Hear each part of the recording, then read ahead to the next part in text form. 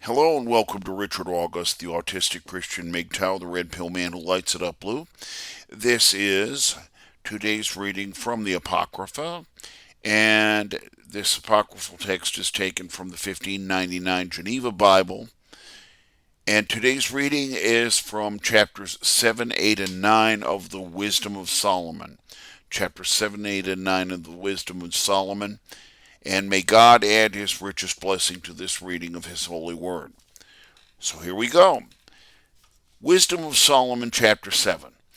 I myself am also mortal, and a man like all other, and am come of him that was first made of the earth. And in my mother's womb was I fashioned to be flesh in 10 months. I was brought together into blood of the seed of man, and by the pleasure that cometh with sleep.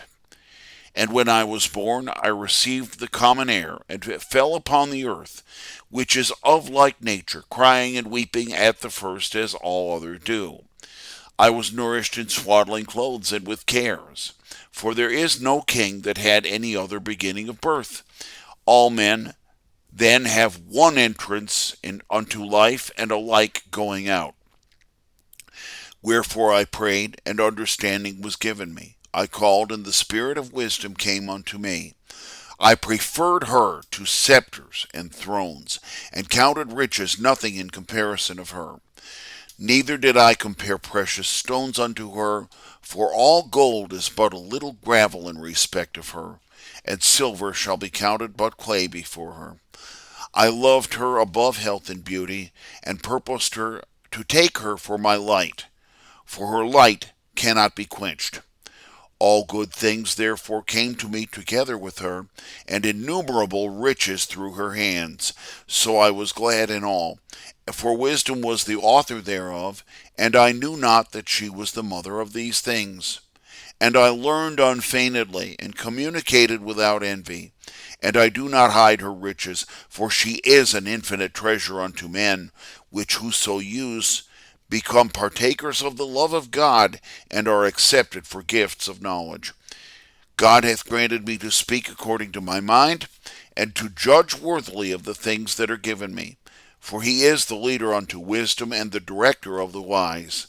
For in his hands are both we and our words, and all wisdom, and the knowledge of the works. For he hath given me the true knowledge of the things that are, so that I know how the world was made, and the powers of the elements, the beginning and the end, and the midst of the times, how the times alter, and the change of the seasons, the course of the year, the situation of the stars, the nature of living things, and the furiousness of beasts, the power of the winds, and the imaginations of men, the diversities of plants, and the virtues of roots. And all things both secret and known do I know, for wisdom, the worker of all things, hath taught me it. For in her is the spirit of understanding, which is holy, the only begotten, manifold, subtle, movable, clear, undefiled, evident, not hurtful, loving the good, sharp, which cannot be letted, doing good, courteous, stable, sure, without care, having all power, circumspect in all things, and passing through all, intellectual, pure, and subtle spirits. For wisdom is nimbler than all nimble things. She goeth through and attaineth to all things because of her pureness. For she is the breath of the power of God, and a pure influence that floweth from the glory of the Almighty. Therefore can no defiled thing come unto her. For she is the brightness of the everlasting light, the undefiled mirror of the majesty of God, and the image of his goodness. And being one, she can do all things, and remaining in herself reneweth all. And according to the ages, she entereth into the holy souls, and maketh them the friends of God and prophets. For God loveth none, if he dwell not with wisdom.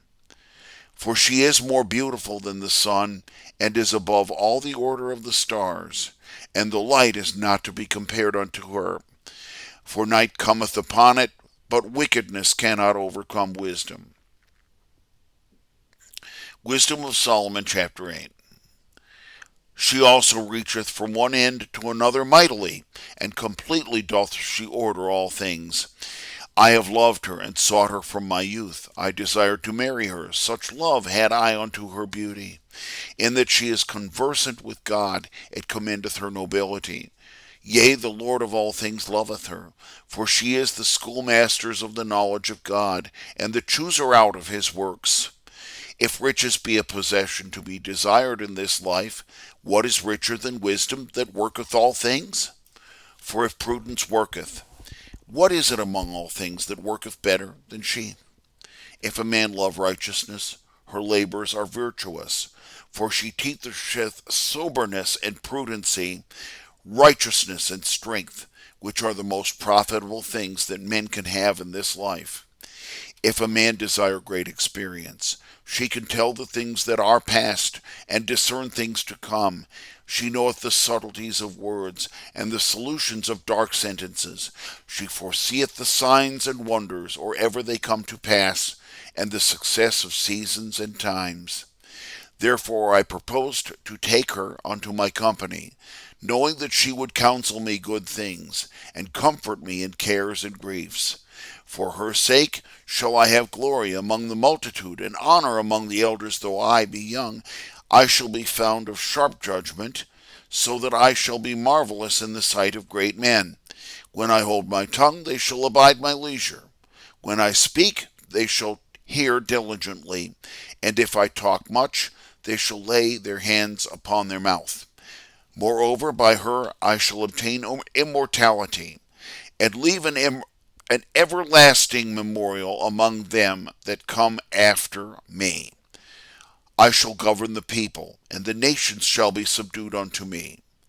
Horrible tyrants shall be afraid when they hear me. Among the multitude I shall be counted good, and mighty in battle. When I come home I shall rest with her, for her company hath no bitterness, and her fellowship hath no tediousness, but mirth and joy. Now when I considered these things by myself, and pondered them in mine heart, how that to be joined unto wisdom is immortality, and great pleasure is in her friendship, and that in the works of her hands are infinite riches, and that in the exercise of talking with her is prudency, and glory by communing with her, I went about, seeing how I might take her unto me. For I was a witty child, and was of a good spirit. Yea, being rather good, I came to an undefiled body. Nevertheless, when I perceived that I could not enjoy her, except God gave her, and that was a point of wisdom also, to know whose gift it was, I went unto the Lord, and besought him. And with my whole heart I said, Wisdom of Solomon, chapter 9. O God of fathers, and Lord of mercy, which hast made all things with thy word, and ordained man through thy wisdom, that he should have dominion over the creatures which thou hast made, and govern the world according to equity and righteousness, and execute judgment with an upright heart. Give me that wisdom which sitteth by thy throne, and put me not out from among thy children. For I, thy servant, and son of thine handmaid, am a feeble person, and of a short time, and yet less in the understanding of judgment and the laws. And though a man be never so perfect among the children of men, yet if thy wisdom be not with him, he shall be nothing regarded. Thou hast chosen me to be a king of thy people, and the judge of thy sons and daughters. Thou hast commanded me to build a temple upon thine holy mount, and an altar in the city wherein thou dwellest, a likeness of thine holy tabernacle, which thou hast prepared from the beginning. And thy wisdom with thee, which knoweth thy works, which also was when thou madest the world, and which knew what was acceptable in thy sight, and right in thy commandments. Send her out of thine holy heavens, and send her from the throne of thy majesty, that she may be with me, and labor, that I may know what is acceptable in thy sight. For she knoweth and understandeth all things, and she shall lead me soberly in my works, and preserve me by her glory. So shall my works be acceptable, and then I shall govern thy people righteously, and be meet for my father's throne. For what man is he that can know the counsel of God, or who can think what the will of God is? For the thoughts of mortal men are fearful, and our forecasts are uncertain, because a corruptible body is heavy unto the soul, and the earthly mansion keepeth down the mind that is full of cares. And hardly can we discern the things that are upon earth, and with great labor find we out the things which are before us. Who can then seek out the things that are in heaven? Who can know thy counsel, except thou give him wisdom, and sendeth thine Holy Spirit from above? For so the ways of them which are upon earth are reformed, and men are taught the things that are pleasant unto thee, and are preserved through wisdom. May God add his richest blessing to this reading from the Apocrypha. Thank you for watching and listening. This has been Richard August, the autistic Christian MGTOW, the red pill man who lights it up blue.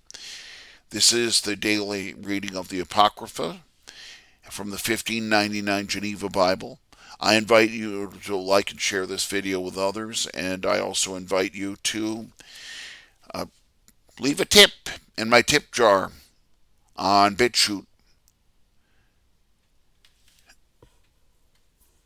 And I invite you to come back tomorrow for more readings from the book of the Wisdom of Solomon.